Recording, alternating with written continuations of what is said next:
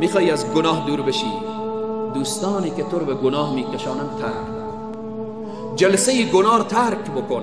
روز قیامت روزیه که صدا میکنی یا ویلتا لیتنی لم اتخذ فلانا خلیلا.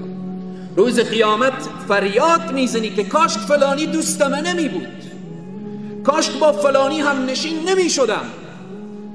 خیلی از جوانها رو میبینیم رقص، ساز، موسیقیه. چرا شما شرکت کردیم؟ رفیق ما بود. ماشاءالله چقدر رفیق خود را دوست داری که به خاطر رفیق خود جهنم میری. واقعا عجب دوستیه، عجب دوستیه که به خاطر رفیق خود مسیر جهنم را انتخاب میکنی.